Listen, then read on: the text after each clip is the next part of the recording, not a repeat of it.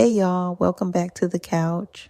Leilani here, and today I'm fired up. We're diving into why a woman could lead America. Now, before anybody tunes out and reaches for their pearls, hang with me for 10 minutes. I promise we're just getting real about a question that's in the air, not trying to light the world on fire. Okay, maybe a little spark. So, what is it that women actually bring to the table when it comes to leadership? There's a ton of research out there, y'all. Studies, surveys, all the data nerd stuff, showing that women often lead with empathy, inclusivity, and collaboration. I know. People love to paint those as soft skills. But look, softness builds bridges. Empathy brings people in. There's a Harvard Business Review piece. I might be off. I can't remember if it was from 2018 or 2019. But it listed the top leadership competencies. And women outranked men in about 80% of them. That's not a small edge. That's like running the table. Now, when we look around the world, you see these traits in action. Jacinda Ardern in New Zealand, that woman handled the pandemic with the kind of calm, clear openness people just trusted. People always say leadership is about making the tough calls, but she somehow made it look human. Same for Ellen Johnson Sirleaf over in Liberia, first elected female head of state in Africa. She guided her nation through Ebola, navigated civil unrest, and she did it with like a steady resolve. Not just barking orders, but listening. I see bits of this every day in my own life.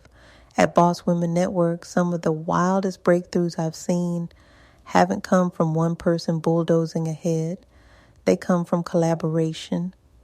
Real talk, I used to try to do everything alone, but the minute I opened up and really started leaning on my team of women, letting them bring their ideas, challenge me, fill in my gaps, that's when things moved. Like, oh, we need a new event format? Let's put 5 heads together. The magic's not in one super smart voice, it's in the way we bring each other in. And speaking of bringing everybody in, there's something else, how women actually approach tough decisions. There's this narrative, right, that leaders have to be ruthless and lone wolves and all that. But can I just say, that's old news. Research shows women, often, come at problems with this holistic, almost 360-degree view. I mean, think about it. Most of the women I know are running businesses, juggling family, running the group chat, doing church committees, mediating who gets the last biscuit, you name it. You learn how to look at the big picture. There's psychological research on this. Can't recall the exact journal, but plenty out there showing women tend to make more adaptive decisions, weigh long-term consequences, and focus on solutions that serve everybody, not just one slice of the pie. And when it comes to stuff like politics, studies say women are more likely to think about future generations when they're at the helm. So it's not just how do we survive this crisis, but how does this affect our grandchildren? So let's sit with that for a second. Imagine a female president at the mic during a national emergency. Would the priorities look different? Maybe the table would be bigger, more healthcare folks, more teachers, heck, maybe even the cafeteria worker chiming in. There's something powerful about considering all the voices and really thinking about who does this decision leave out? Who haven't I called yet? It's a shift. Then there's the whole idea of power. For so long, we grew up on this power over thing. Command, control, show no weakness, climb to the top and kick the ladder down. But time and time again, women leaders show up with power with. It's like, come as you are, bring your people, let's move together. Totally different energy. And you see it in policies. I mean, just look around the world.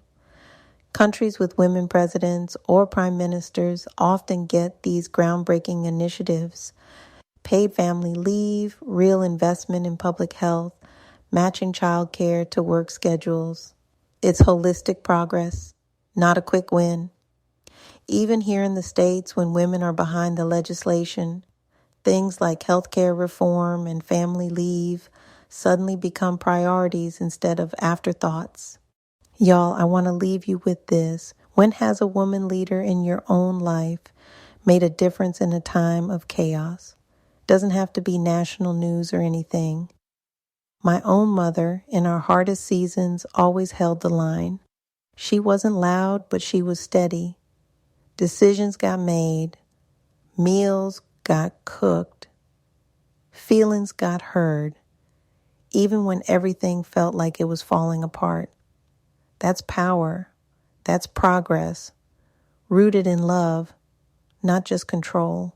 So, as we wrap up today, if you start looking at the world through this lens, wondering what the future might look like with a woman leading America, just remember, real change isn't just about swapping suits in the Oval Office.